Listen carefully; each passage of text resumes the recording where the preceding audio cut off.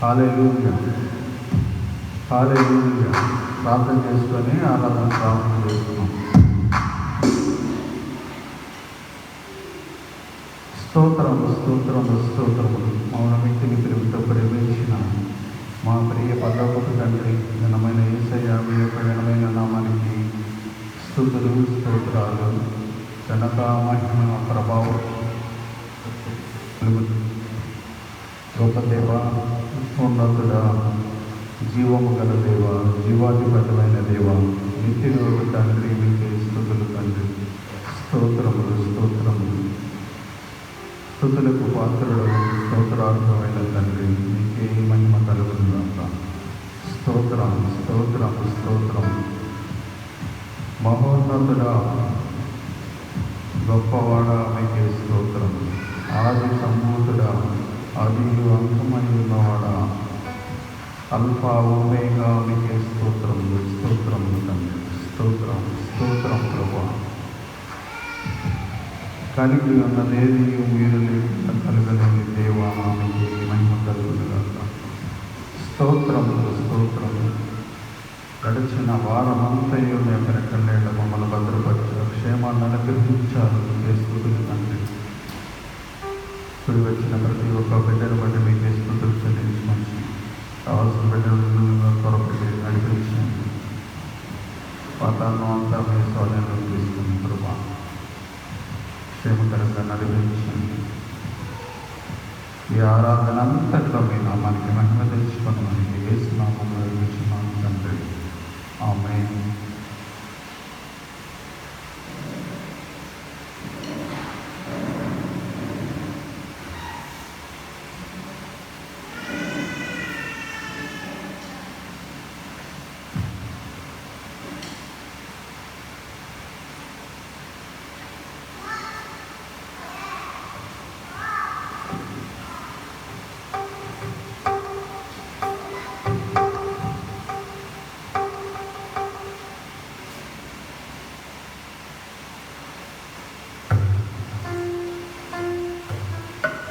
మహోన్నతుడా, నీ కృపలో నేను నివసించుట నా జీవిత ధన్యత అయ్యున్నదని పాట పాడుకొని దేవుని నామాన్ని మహిమపరుస్తాను. హల్లెలూయా.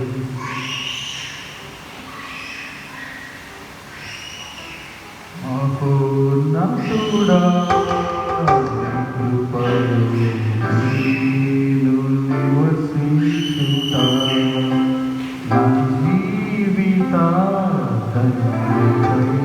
ఉన్నది. మహోన్నతుడా,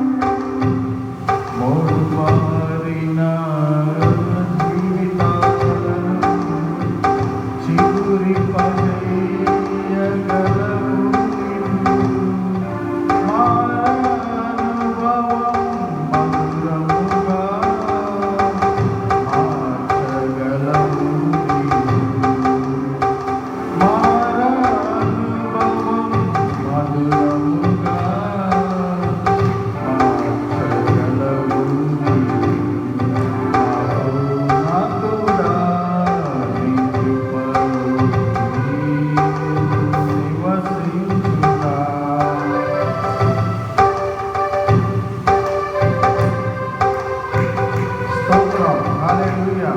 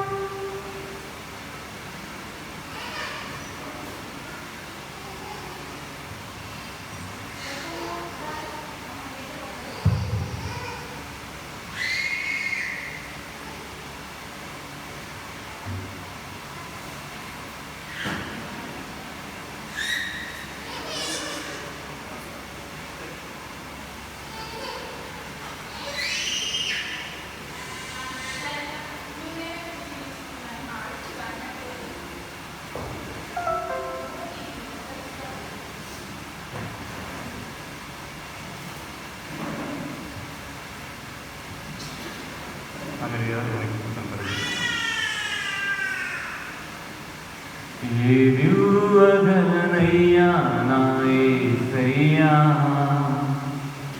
నీవు చేసిన మేలులకై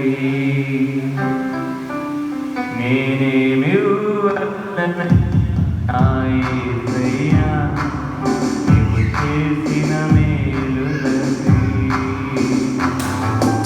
నిన్ను గూర్చి లోకమంత చాటనా ఊపిరిమునంత వరకు పాడనా నిన్ను గూర్చి లోకమంత చాటనా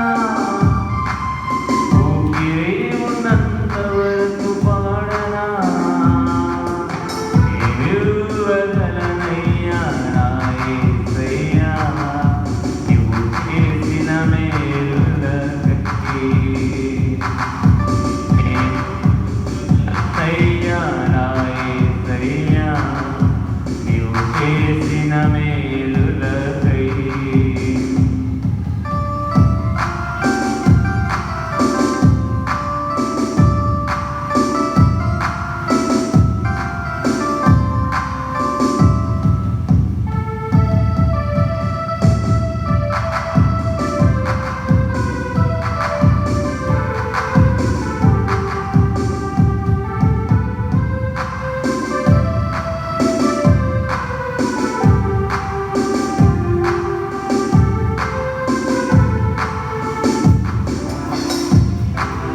నా జీవిత పయనంలో దరి చేరి నిలచి గుణము అతిలే ఉన్న నన్ను శృతి చేసి నిలిపిన నా దేవుడవు ఎందుకంత నాపైన ఈ ప్రేమ వర్ణించలేను నా ఎందుకింత నాపైన నీ ప్రేమ వర్ణించలేను నా యేసయ్యా నిన్ను గూర్చి లోకమంత చాటనా ఊపిరి ఉన్నంత వరకు పాడనా నిన్ను గూర్చి లోకమంత చాటనా ఊపిరి ఉన్నంత వరకు పాడనా ఏమివ్వగలనయ్యా నా యేసయ్యా నీవు చేసిన మేలులకై నేనేమివ్వగలనయ్యా నా యేసయ్యా నీవు చేసిన మేలులకై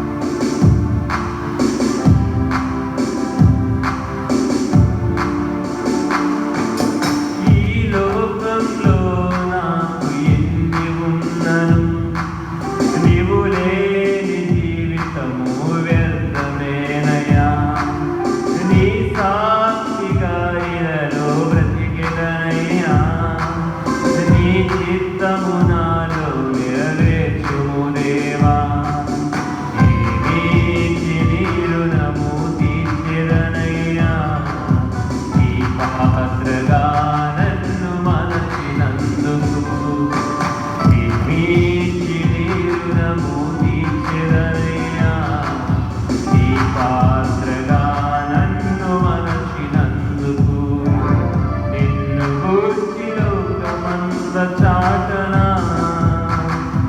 ఊపిరి ఉన్నంత వరకు పాడనా నిన్ను గూర్చి లోకమంత చాటనా ఊపిరి ఉన్నంత వరకు పాడనా ఏమివ్వగలనయ్యా నా యేసయ్యా నీవు చేసిన మేలులకై ఏమివ్వగలనయ్యా నా యేసయ్యా నీవు చేసిన మేలులకై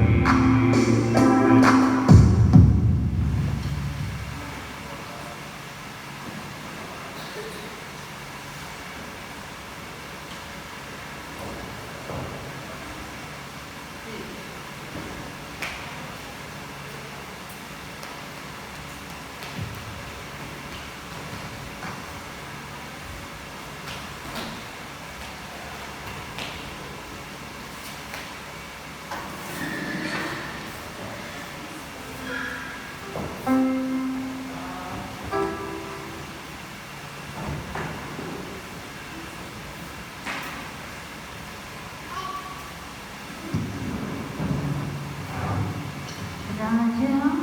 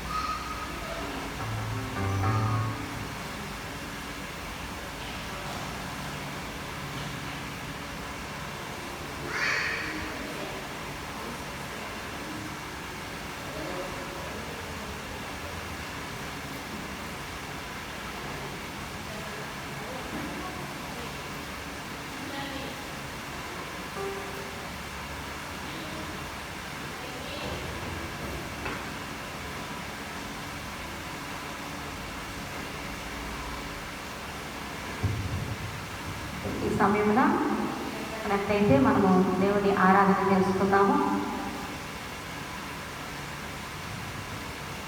హల్లెలూయా. దేవునికే సమస్త ఘనత ప్రభావములు కలుగునుగాక. మేలు చేయక నీవు ఉండలేవయ్యా, ఆరాధించక నేను ఉండలేనయ్యా.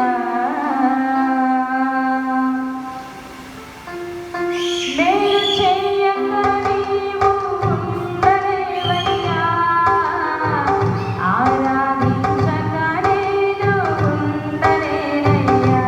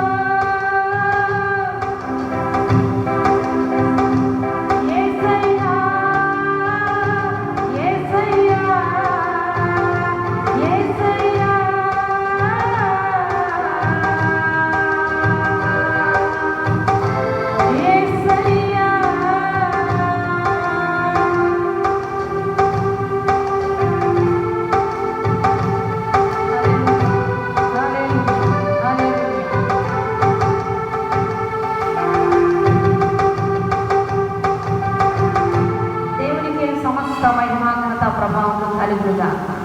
ఆమె దయచేసి కూర్చోవలసిన దేవుని పేట మనం చేస్తాం. ఈ సమయంలో దేవుని వాక్యాన్ని అందించడానికి జ్యోతి ఆంటీ గారు మన మధ్యలో ఉన్నారు. ఆమె వచ్చి దేవుని వాక్యాన్ని మనతో పంచుకోవాల్సిందిగా దేవుని పేట మనం చేస్తాము.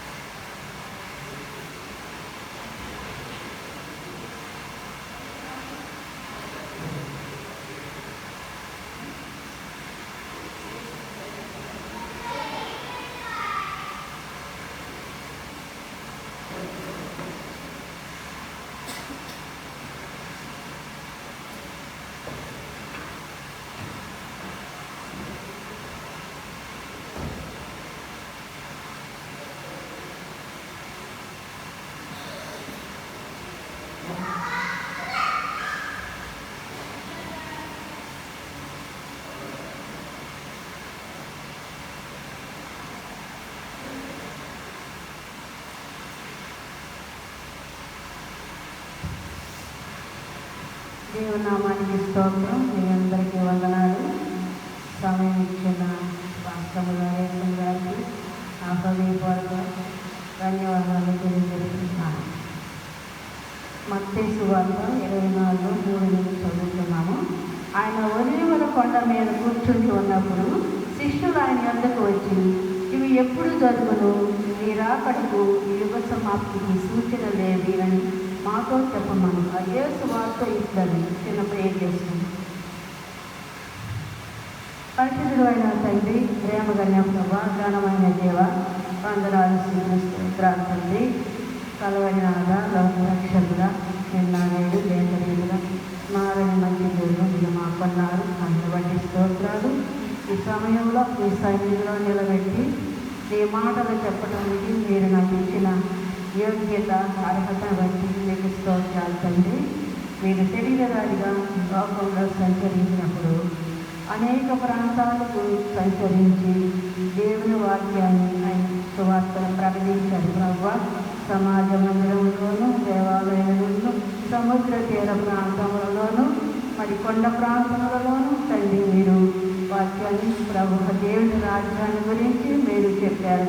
జనులు ఎంతోమంది గుంపులుగా కూడి ఈ మాటలు వినడానికి వచ్చి ఎంతోమంది మరణించుకొని రక్షణ పొందుతాము.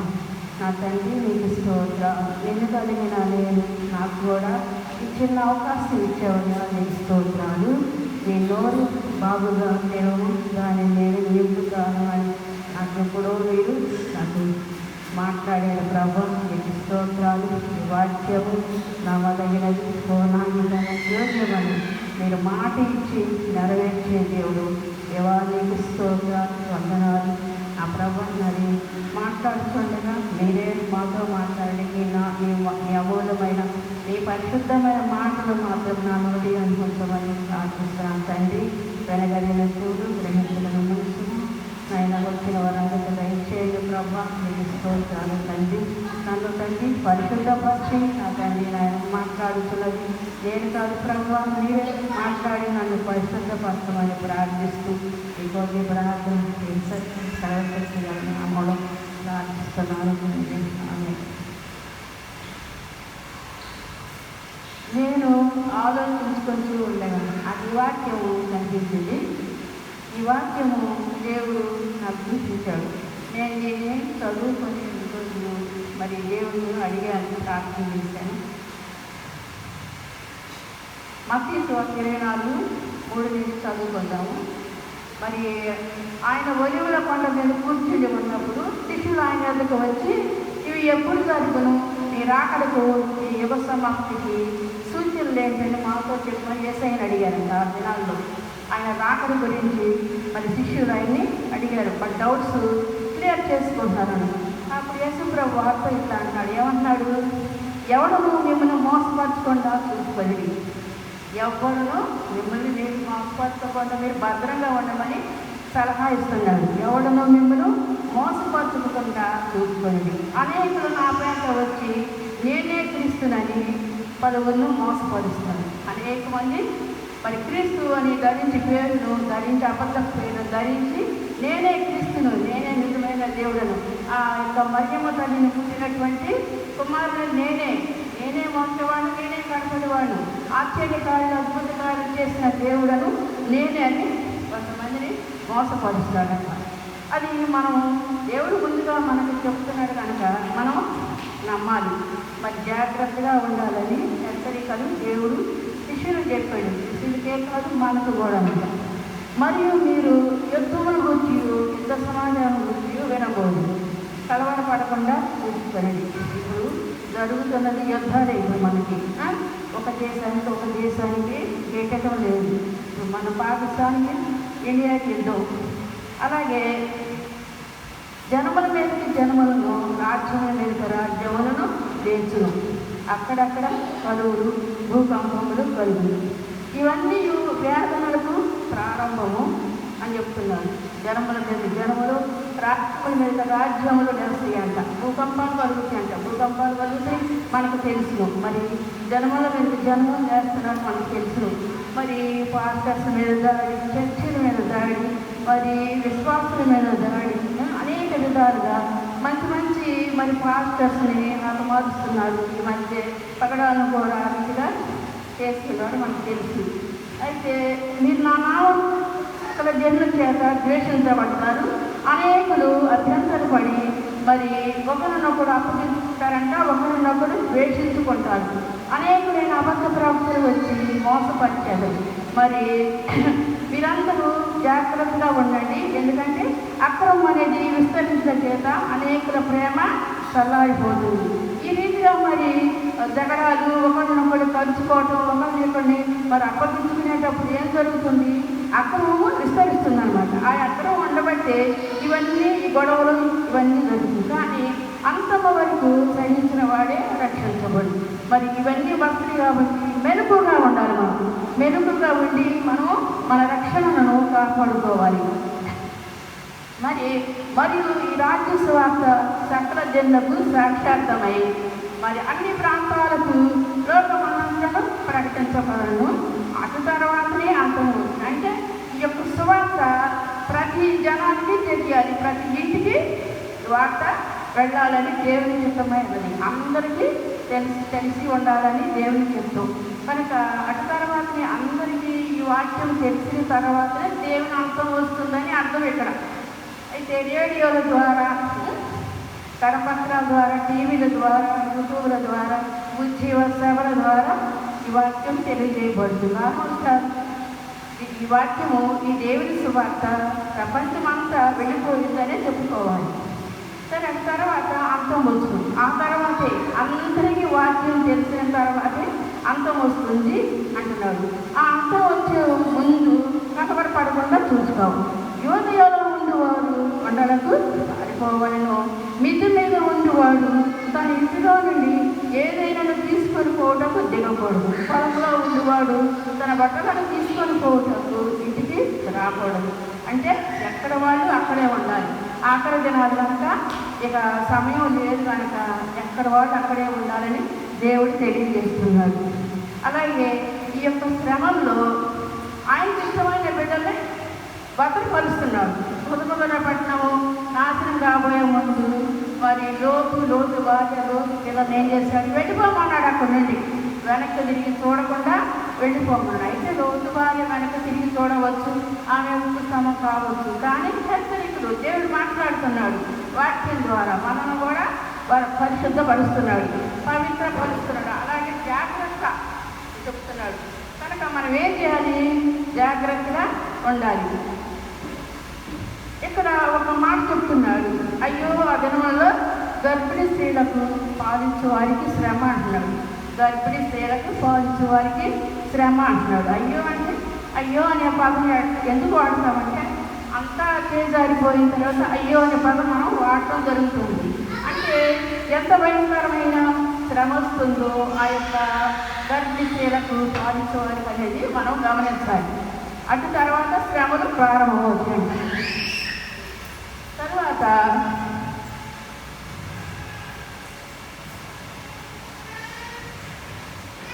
మరి తర్వాత శ్రమ కలుగుతుందండి. అప్పుడు మహాశ్రమ కలుగురు. ఈ శ్రమలు తాళలేక కొంతమంది వ్యక్తులు పారిపోవడం జరుగుతుందంట. అయితే ఈ పారిపోవడం జరగడానికి ముందు చలికాలం అయిన విశ్రాంతి దినమైన జరగకుండా ఉండవాలని ప్రార్థన చేయమంటారు. ఈ పారిపోయేవాళ్ళు మరి వాళ్ళు ముందుగా ఏం జరుగుతుందంటే చలికాలం అయిన విశ్రాంతి దినమైన సంపాదించకుండా ప్రార్థన చేయమంటాడు. మరి అందులో ఆంతర్యం ఏమిటో మరి ప్రభు వారు ఆ విధంగా చెప్పాడు. లోకారంభం నుండి ఎప్పటి వరకు ఇటు శ్రమ కలగలేదు, ఎప్పుడూ కలగలేదు. సృష్టి ఆరంభం నుండి ఇలాంటి శ్రమ కలగలేదంట. కనుక ఇక మీదట కలగదు అని చెప్పి దేవుడు చెప్తున్నాడు.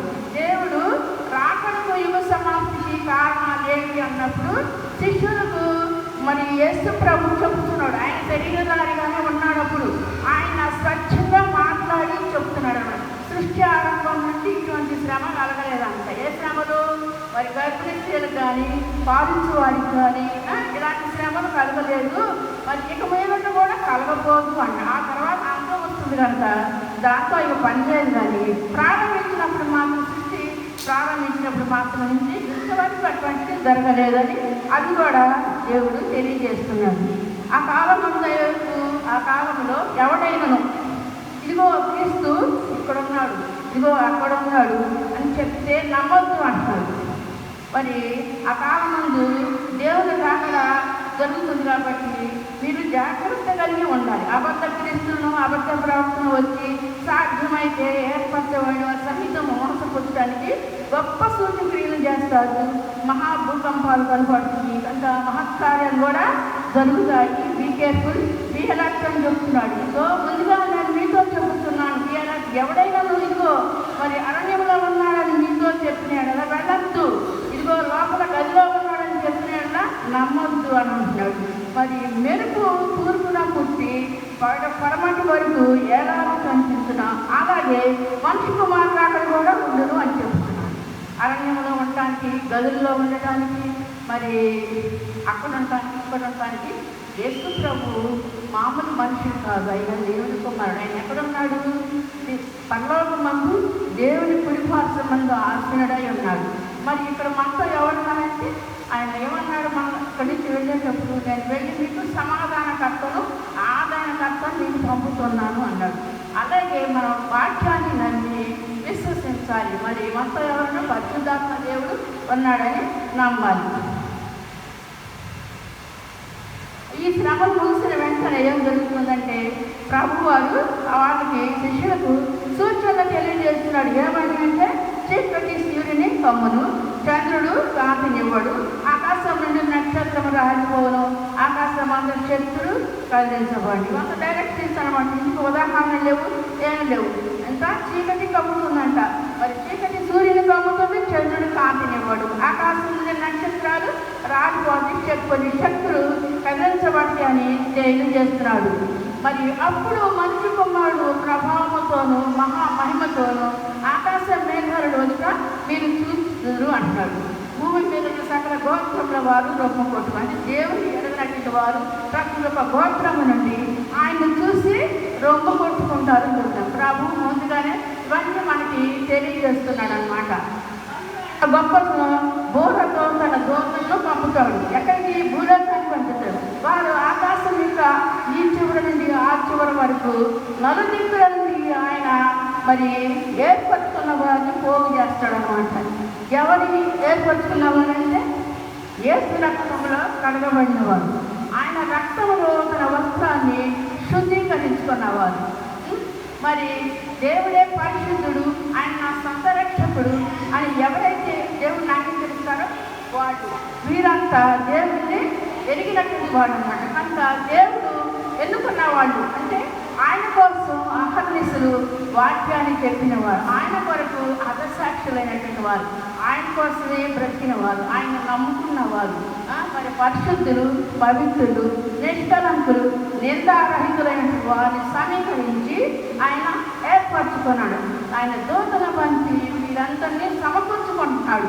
ఎప్పుడు రాకడి దినముల్లోని శిష్యులకు తెలియజేస్తున్నాడు అనమాట. అటు తర్వాత ఆయన మరొక ఉపమానం మనకు తెలియజేస్తున్నాడు. ఏంటంటే, అంజూరపు చెట్టు చూసి ఒక ఉపమానం నేర్చుకోండి. అంజూరపు కొమ్మ లేకుండా చిగురించినప్పుడు వసంతకాలము ఇంకా సమీపంగా ఉన్నదని మనకు తెలియను, అవునా?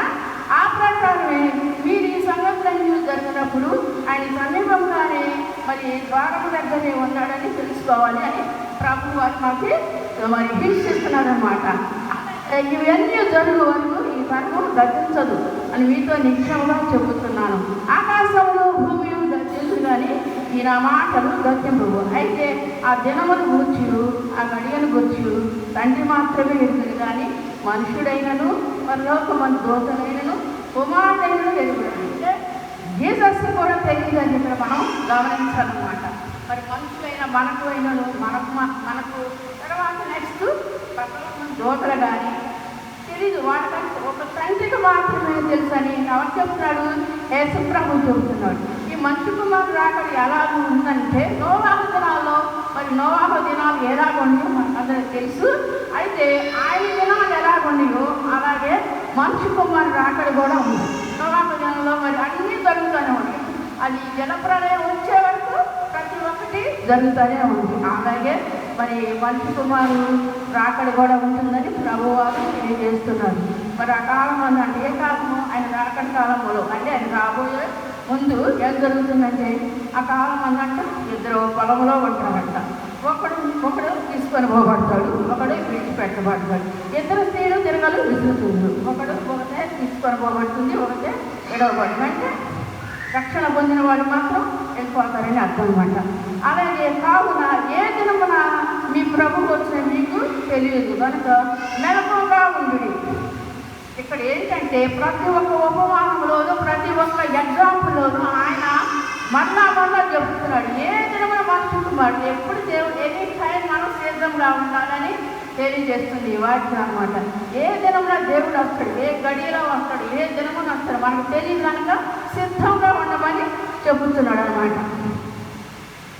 ఆత్మయందు తీవ్రత కలిగి, ప్రార్థన యందు మన పట్టుదల కలిగి ఉండాలి. ఎందుకంటే ఏ జామున దొంగ వచ్చినో ఇంటి యజమానికి తెలిసి వినేట మరి వాడు మరి మెలకువగా ఉండి తన ఇంటికి కన్నం వేయలేడు కనుక మనం మెలకువగా ఉండాలి.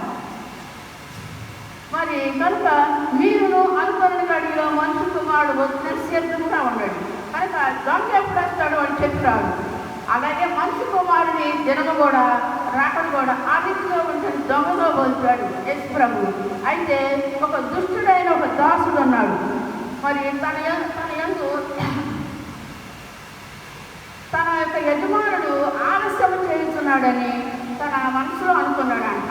ఒక దుష్టుడైన, ఈ దుష్టుడంటే ఎవరు? సిద్ధపడలేనటువంటి వాడు, దేవుని యందు భయభక్తి లేనటువంటి వాడు. ఇతను ఏం చేస్తున్నాడంటే, ఇక్కడ తన దాసుడు రావటానికి తన యజమానుడు ఇతనికి ఏం చేశాడంటే, తన యావదాస్తిని అంతా ఇతనికి పెత్తనమిచ్చి వెళ్ళిపోయాడు అనమాట. అయితే ఇతను అనుకుంటున్నాడు, ఎప్పుడు వస్తాడో లేటుగా వస్తాడు కదా అని తన మనసులో అనుకున్నాడు.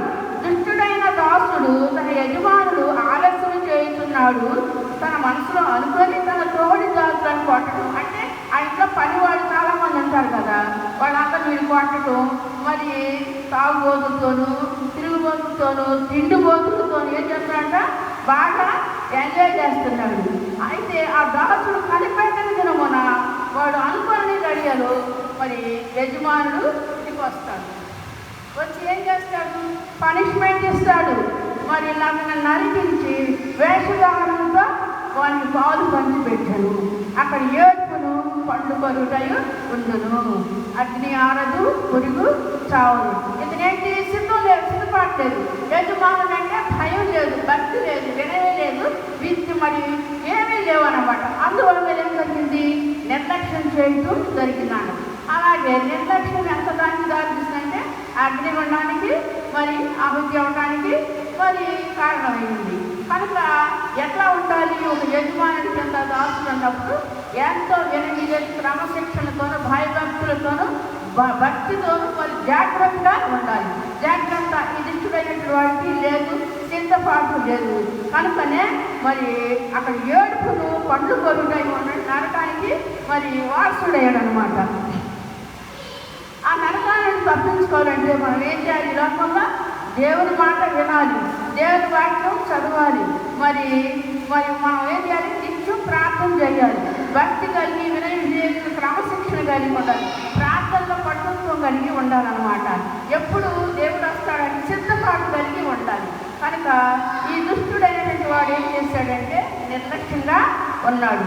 హల్లెలూయా. ధనవంతుడు లాజరు ఉన్నారు. అయితే ధనవంతుడు చనిపోయాడు, లాజరు చనిపోయాడు. ధనవంతుడు ఈ లోకంలో ఉన్నప్పుడు అష్టైశ్వర్యాలను సుఖ సంతోషాలను అనుభవించి ఉన్నాడు. కానీ లాజరు దరిద్రుడు అన్నమాట.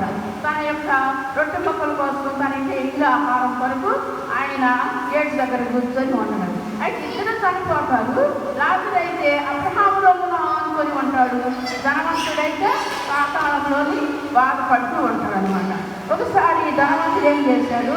తేదీ చూస్తే అబ్రహాములో ఉన్న లాజరును చూసి, నా తండ్రివైన అబ్రహామా నీ దగ్గర లాజరును పంపించి అతని వేడిని నీళ్ళలో ముంచి నా నాలుకలు చల్లార్చుటకు అతన్ని పంపమని వేడుకుంటాడు. ఎందుకు? అతను భక్తి లేనటువంటి వాడు కనుక నరకంలో ఉన్నాడంట. మరి అగ్ని జ్వాలలో నేను బాధపడుతున్నాను మరి అని కేకలు వేసి అబ్రహాం చెప్పడం జరుగుతుంది. అందుకు అబ్రహాం ఏమంటాడు? కుమారుడా, నీవు నీ జీవితకాలం అంతయు నీకు ఇష్టపడినట్లు సుఖాన్ని అనుభవించావు. అలాగనే లాజరు కూడా కష్టాన్ని నష్టాన్ని అనుభవించున్నాడు జ్ఞాపకం చేసుకో. ఇప్పుడైతే వాడు ఇక్కడ నెమ్మది పొందుతున్నాడు అంటాడు. అయితే ఆయన ఏమంటాడు? ధనవంతుడు అక్కడ అయితే ఒకటి గుర్తు చేసుకో, మరి మేము నీ దగ్గరికి రావడానికి నువ్వు మా దగ్గర రావడానికి వీలు పడదు. ఇక్కడ అగాధ ఉంచబడి ఉన్నది కనుక నువ్వు అక్కడే ఉండాలి అని చెప్తాడు. అప్పుడు అంటున్నాడు, అందుకు ధనవంతుడు అన్నాడు, అలాగైతే మరి నాకు ఒక సహాయం చెయ్యి తండ్రి, నాకు 5 సహోదరులు ఉన్నారు. వారు ఈ వేదనకరమైన శ్రమలకు రాకుండా వారికి సాక్షార్థమై మరి నేను నా తండ్రి ఇంటికి పోవాలని పర్మిషన్ అడుగుతాను. అయితే అక్కడ ఏమంటాడు అబ్రహాము తెలుసా? అక్కడ మోషేయు ప్రవక్తలు ఉన్నారు. ఇక్కడ ఎవరున్నారు? మంచి సువార్తికులు, మంచి పాస్టర్స్, మంచి సేవకులు, యాజకులు మన ముందు ఉన్నాము. మనం సద్వినియోగం చేసుకొని వారి మాటలు మనం వింటే ఈ లోకంలోనే కాదు పరలోకము కూడా బ్రతకగలమని గమనించాలన్నమాట. ఇక్కడ ఏమంటాడు? మోషే ప్రవక్తలు ఉంటారు, అక్కడ వాళ్ళ మాట వింటారు అని చెబుతాడు. అయితే ఆ ధనవంతుడు ఏమన్నాడో తెలుసా? అయ్యా అట్లా కాదు, అట్లా అనవద్దు, మృతులలో నుండి లేచిపడేస్తే వాళ్ళు నమ్ముతారు అంటారు. లేకపోతే నమ్మరు అంటే మోషే ప్రవక్తల మాట వాడు నమ్మకపోతే పోయాక అని చెప్పి మాట్లాడతాడు అన్నమాట. నిన్నే అందుకు ధనవంతుడు, అలాగైతే తండ్రి నాకు 5 సహోదరులు ఉన్నారు. వారిని ఈ వేదన స్థలములకు రాకుండా వారికి సాక్షాత్మై మరి నా తండ్రి ఇంటికి నన్ను పంపమని వేడుకొలుచున్నాను అన్నాడు. అందుకు అబ్రహాము, వారి యొక్క మోషే ప్రవక్తలు ఉన్నారు, వారి మాటలు వినవలేను అంటాడు. అందుకు అతడు తండ్రి అయిన అబ్రహామా, అలాగనవద్దు, మృత్యువుల వంటి ఒకడు వారి యొద్దకు వెళ్ళిన ఎడల వారు మారు మనసు పొందుతారు అని. అందుకు అబ్రహాము మోషే ప్రవక్తలు చెప్పిన మాటలు వారు వినిన ఎడల మరి వినని ఎడల మృతులలో నుండి ఒకడిని లేచినను వారు నమ్మరు అని అతనితో చెప్పాడు. అంటే అంత పెద్ద భక్తులు మోషే మరి ప్రవక్తలు చెప్పిన మాటలే వాళ్ళు వినకపోతే మరి సచ్చినోడి నుంచి వెళ్ళినోడు చెప్తే వాళ్ళు వింటారా అని చెప్పేసి ఆయన్ని తీసేసాడు అన్నమాట. అందుకని మనం ఏం చేయాలి? ఇక్కడ ఉన్నటువంటి సేవకుల మాటలు, మనం ప్రవక్తల మాటలు, పాస్టర్స్ మాటలు, దైవజనుల మాటలు ఎంతో మరి చక్కగా లక్ష్య పెట్టి వినినట్లయితే మనం బ్రతకగలుగుతాం. పరలోకంలోనైనా ఎక్కడైనా సరే బ్రతకగలుగుతాము అంటున్నాడు. పరలోక రాజ్యం అంటే అంత తేలిగా లేదంట. ఆ పరలోక రాజ్యాన్ని మనం పొందుకోవాలంటే ఎంతో మరి ఇక్కడ కష్టాలు నష్టాలైనా ఛేదించి మరి అనుభవించి మరి దేవుడిని బ్రతిమాలుకొని ప్రార్థించవలసిన వారమై ఉన్నాము. పరలోక రాజ్యం ఎలా ఉంటుందంటే మరి శిష్యులు మరి వీళ్ళకి చెప్తున్నాడు, శిష్యులకు యేసు ప్రభు చెప్తున్నాడు, పరలోక రాజ్యం ఎలా ఉంటుందో వినండి, ఉపమానాలు చెబుతాడు. మరి తమ జీవితాలు పట్టుకొని పెళ్లి కుమారులు ఎదుర్కొనేటకు బయలుదేరిన 10 మంది కన్యకలతో పోలి ఉంది అంటారు. మరి 10 మంది కన్యకలతో పోలి ఉందంట.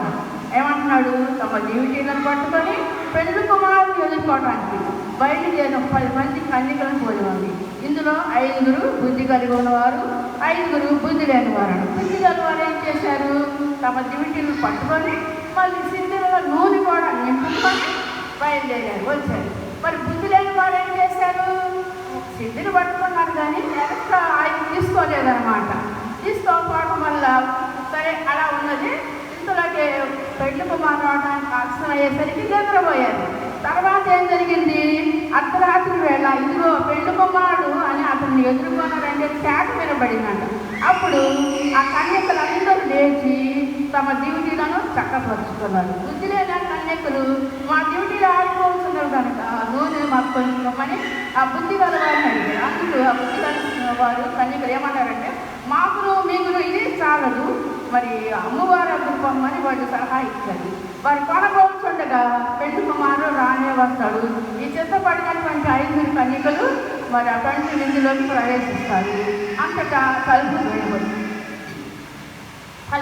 వేయబడుతుంది. ఇప్పుడు ఏముంది ఇక్కడ? జాగ్రత్త. నువ్వుంటే ప్రార్థన, విశ్వాసం. అయితే మరి వీళ్ళు ఏం చేశారట? బుద్ధి లేని వాళ్ళు అయ్యా కలిసి మేము బయట ఉన్నాం. ఏంటంటే ఏమన్నాడు యేసుప్రభు? మీరు నాకు తెలియదని నేను నిశ్చయంగా మీకు చెబుతున్నాను అన్నాడు. తెలియదు అంటాడప్పుడు రేపు దేవుడు కనుక ప్రాణంతో దేహము ఉన్నంతకాలమే మన యొక్క జీవితానికి విలువ కనుక మన దేహంలో ప్రాణం ఉన్నప్పుడు జాగ్రత్త కలిగి ఉండాలని తెలియజేస్తున్నాం. అలాగే ఏ దినము మనుషు కుమారుడు వస్తాడు, ఏ గడిలో వస్తాడో తెలియదు కనుక మనమందరము సిద్ధపడి ఉండాలని తెలియజేస్తూ ఈ నా మాటలు ఇస్తూ మిగిలిన సమయాన్ని ఇష్టం గారికి ఇస్తున్నాను. సమస్త జ్ఞానం మించిన దేవుని సమాధానం మనకు అందుకు కలుగులుగా కట్టు కృప దేవుడు మనకు దయచేయాలి.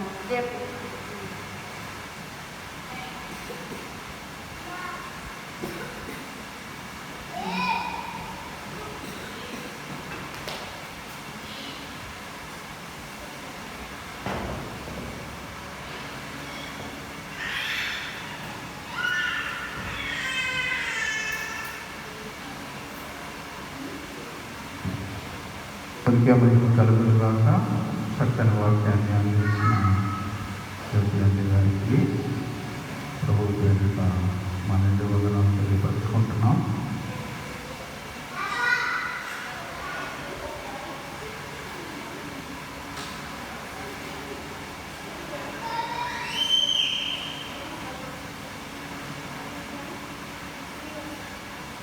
వార్త 24:12 వచనంలో ఒకసారి చదువుకున్నాం. అక్రమము విస్తరించుట చేత అనేకుల ప్రేమ చల్లారు. మరి ఎంతకాలం గురించి ఇప్పటి వరకు మనం విన్నాం. అంతకాలంలో అంట అక్రమం అంట విస్తరించిందంట, అనేకుల్లో అంట ప్రేమ చల్లారిపోయిందంట. మరి అదే ఇప్పుడు మరి ధనవంతుడు లాజరస్ గారి గురించి కూడా మరి చెప్పడం జరిగింది. ధనవంతుడైతే మరి తన కొరకే తన ప్రాణాన్ని తినుము తాగుము సుఖించమని చెప్పి తన కొరకే బ్రతికాడు. అయితే పక్కన ఉన్న లాజర్ను కూడా పట్టించుకోలేకపోయాడు. చివరకు మరి తన ఆత్మను ఆ నిత్య నరకానికి అప్పచెప్పుకున్నాడు.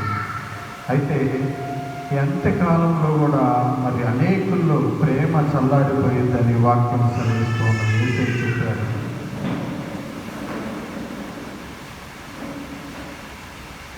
రాసిన పత్రిక 4వ అధ్యాయం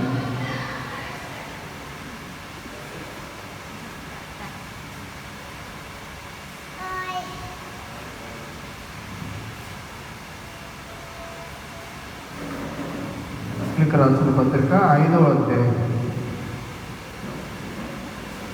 5వ వచనం నుంచి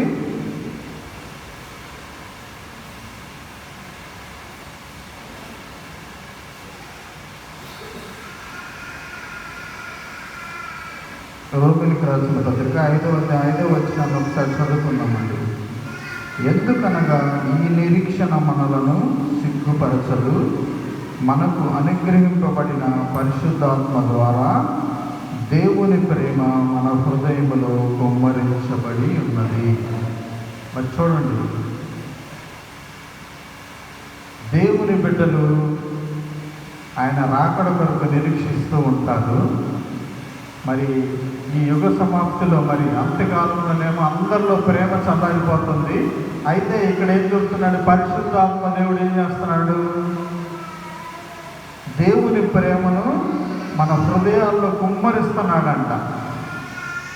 మరి అంత్యకాలంలో మరి దేవుని నమ్ముకున్న ప్రజలందరూ కూడా వాళ్ళ ప్రేమ చల్లారిపోతుంది. అయితే దేవుని బిడ్డల్లో పరిశుద్ధాత్మ ద్వారా మరి ఆ ప్రేమ కుమ్మరించబడి దైవ ప్రేమ కలిగి మనందరం కూడా మరి ఆయన రాకడ కొరకు సిద్ధపడే వారిగా మరి ఉండాలని మనందరం కూడా పరిశుద్ధాత్మ దేవుడు సిద్ధపరుస్తూ ఉన్నాడు.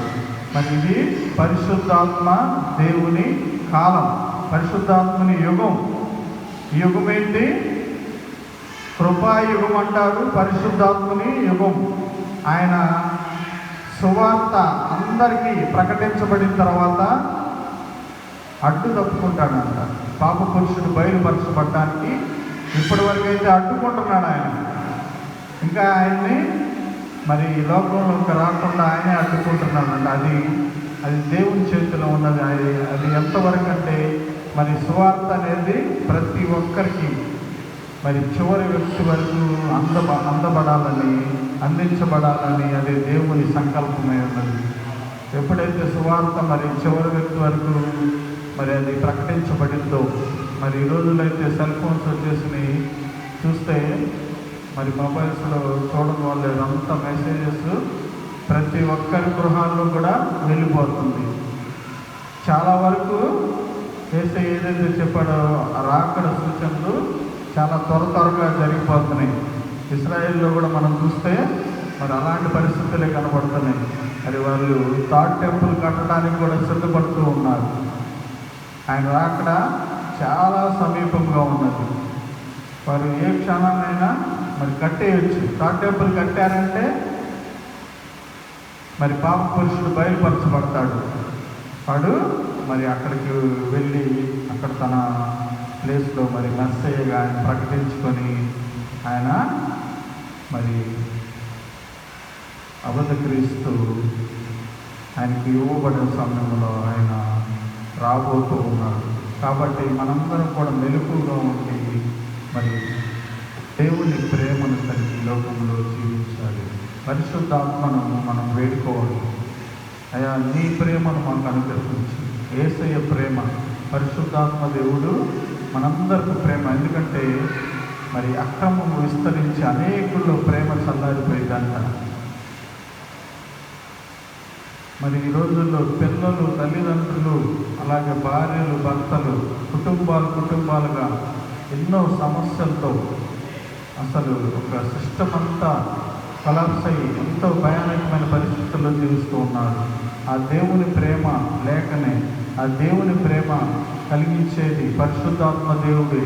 ఆ పరిశుద్ధాత్మ దేవుణ్ణి మనం వేడుకున్నట్లయితే ఖచ్చితంగా మనందరిలో ఆ ప్రేమను మరలా ఆయన పుట్టించగలడు. దైవ ప్రేమను మనం కలిగించగలడు.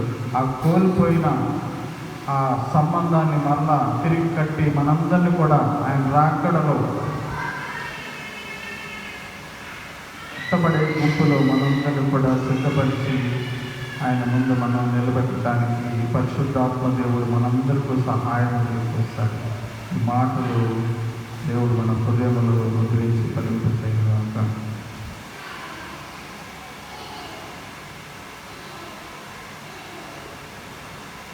రిత్విక్ వచ్చి పాట పాడుతూ ఉండగా ఆఫీస్ సెలెక్ట్ చేసుకున్నాం.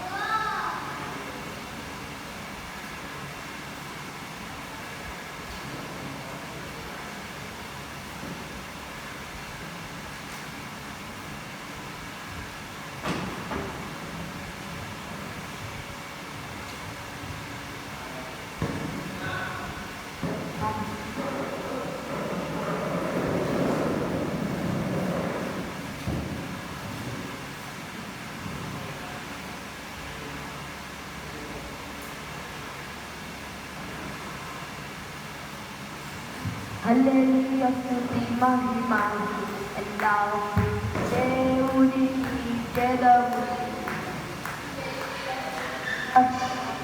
ఎల్లప్పుడూ దేవునికి చెదవు హల్లెలూయా హల్లెలూయా హల్లెలూయా హల్లెలూయా హల్లెలూయా హల్లెలూయా హల్లెలూయా స్తుతి మహిమ ఎల్లప్పుడూ దేవునికి చెదవు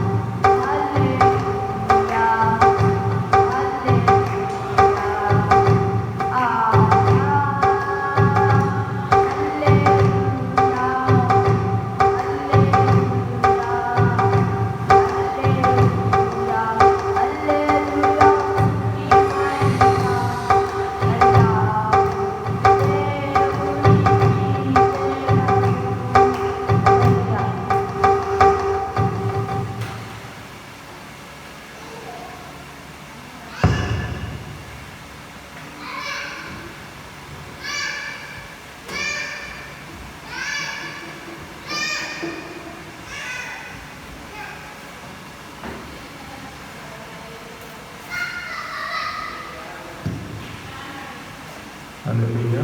మన మధ్యలో ఉన్న బాబురావు గారు వచ్చి ముగింపు ప్రార్థన చేస్తారు. దైవజనులతో సెలవు తీసుకున్నాం.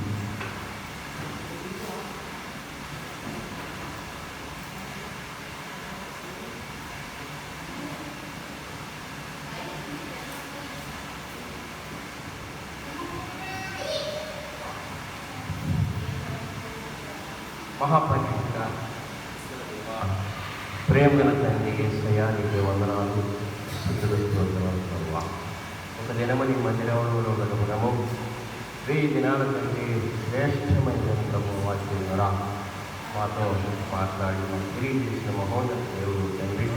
మరి ఆ విధంగా ప్రభు మందిరంలో పాల్గొనే అవకాశం, మహిళపరిచే అవకాశం ప్రభు గొప్ప భాగ్యము ప్రభు పక్కన చేస్తున్నందుకు మా కుటుంబానికి, మా కుటుంబాలు ఉభయ కుటుంబానికి సెలవు చేస్తున్నందుకు వందనాలు, ప్రోత్సాహాలు ప్రవ్వా. దేవాలయ ప్రవ్వ ఆయన అరుదైన విషయం సాయంత్రం సర్వీస్ ప్రాంతంలో మరి డయాగ్నోస్ స్టేజ్లో కొనసాగించే పరిస్థితి లేదు. మరి నా ప్రభు మరి ఈ యొక్క మందిరంలో భవనంలో సర్వీస్ ఎంతో గొప్ప అవకాశంగా ఈ ప్రాంత ప్రజలకు ఏర్పాటు చేయబడింది. ఈ యొక్క అవకాశాన్ని అరుదైన అవకాశాన్ని ప్రాంత ప్రజలు ఉపయోగించుకొని ప్రభు మరి ప్రతి పరిచయం ఉన్నటువంటి వాళ్ళు రక్షణ పొందుకున్నటువంటి విశ్వాసులు ఏ భేదం లేకుండా ప్రభు విశ్వాసంలో వాక్యంలో బలపడేటువంటి దాని కోసం సర్వీస్ ఉపయోగించుకునేటువంటి అవకాశం కలుగు చేయమని పెట్టుకుంటా ఉన్నాను. అలాగే ప్రభు మరి రక్షణ అనుకూలం కానటువంటి బిడ్డలు మరి నూతనంగా ప్రభు ఈ యొక్క సర్వీస్ను ఉపయోగించుకొని రక్షణ అనుభవంలోనికి రావడానికి మానవత్వంలో పొందే అనుభవంలోకి రావడానికి అవకాశం మనం ఉపయోగించుకునే దానికి కూడా సహాయం చేయమని పెట్టుకుంటూ ఉన్నా. కొన్ని వందనాలు. మరి ఆరాధనలో పాల్గొన్నటువంటి ప్రతి బిడ్డను జీవించండి. మాటలు పాడిన బిడ్డలు కావచ్చు, వాయించిన బిడ్డలు కావచ్చు, ప్రభు వాక్య జ్ఞానం చేసినటువంటి బిడ్డలు కావచ్చు ప్రభు. అలాగే ప్రభు ఈ యొక్క ఆరాధనకు మూలమైనటువంటి ఫ్యామిలీ కావచ్చు ప్రభు. అందరినీ కూడా ఆలోచించుకొని పెట్టుకుంటూ ఉన్నా. ముఖ్యంగా ప్రభు ఏమైనా కావాలని కూడా హస్తాన్ని దీవించి ఆశీర్వదించండి. వాటి పరిచయలు మరి వాడడానికి ప్రభు ఉపయోగించుకోవడానికి కూడా సహాయం చేయండి. అన్ని విషయాల్లో మహిమకరంగా మరి సంఘములకు మాకు భక్తాన్ని ఇచ్చి వారి జీవనకరంగా జరిగించిన ఆరాధన క్రమంలోకి చూపించి మహిమపరుస్తూ కొంచెం మనం చేసే జీవనంలో ప్రార్థిస్తున్నాను తండ్రి. ఆమేన్. మన తండ్రి అయిన దేవుని ప్రేమయు కుమారుడైన యేసయ్య కృపయు పరిశుద్ధాత్మ దేవుని సన్నిధి సహవాసం సదాకాలం ఆయన రాకడ పర్యంత మనందరికీ తోడుగా ఉండి నడిపించును గాక. ఆమేన్. అందరికీ వందనాలు.